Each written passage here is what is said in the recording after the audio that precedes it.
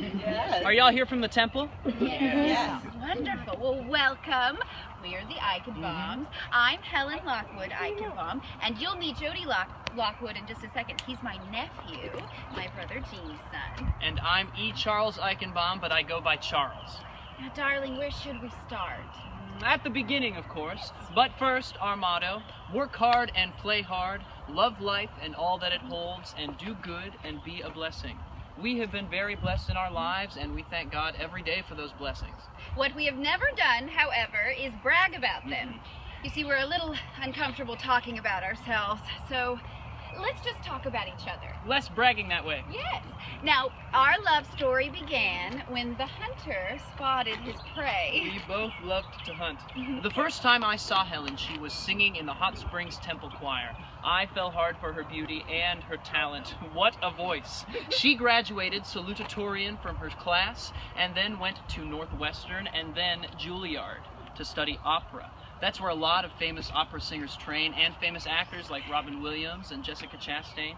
Juilliard offered her 5 fellowships. One would have been plenty, but they offered her 5. Charles, you're embarrassing me.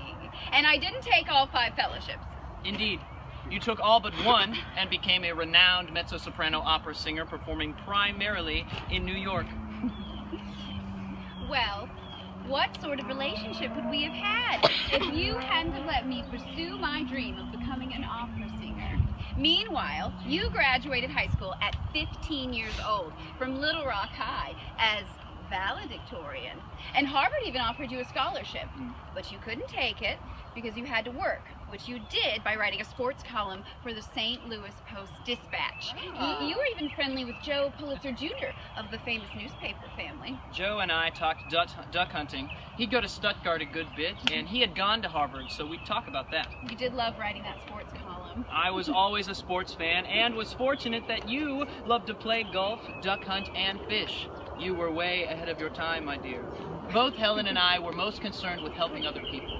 We'd each been raised to help not only the Jewish community, but other people in need as well. You know, one of my favorite performances was singing with the Arkansas Symphony. It was a benefit to help raise money for the very poor children during the Great Depression. The Depression happened in 1929 after the stock market crashed. Respectable, dignified people sold apples in the street to feed their family. Doctors continued to practice, but their bills were meaningless because no one had any money, and the same was true for lawyers. Charles had founded his law firm in 1928, just before the crash, and he became the first tax attorney in Arkansas.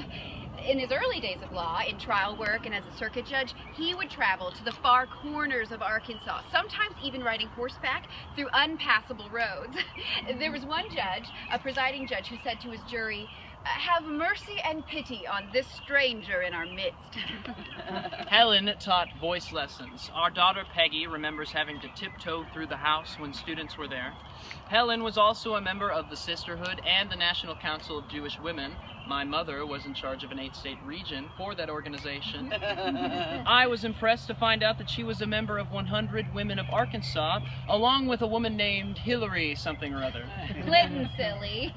And she may well become our first woman president. It's very exciting for our country. And you know, you also spent a lot of time in Washington, D.C. You know, you would travel there up to 3 days a week trying cases for the U.S. Supreme Court.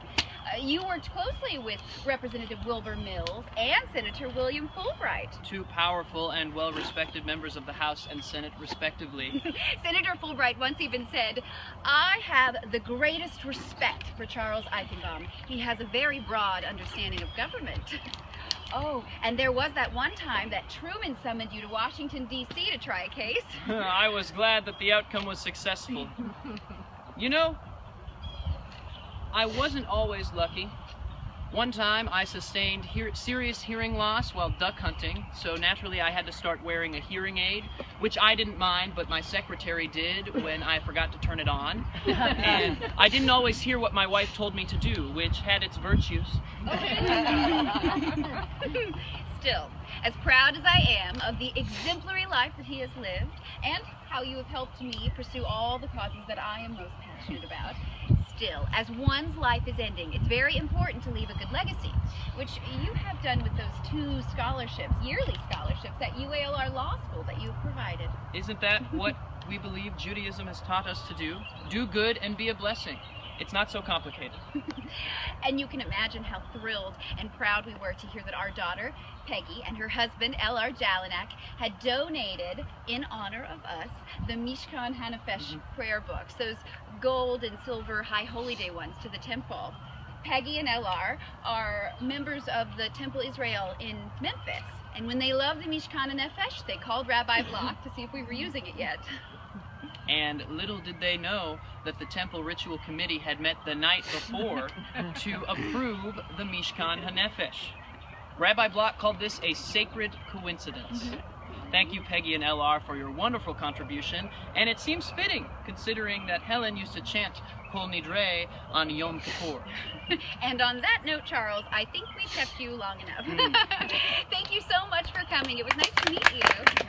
Nice meeting you all.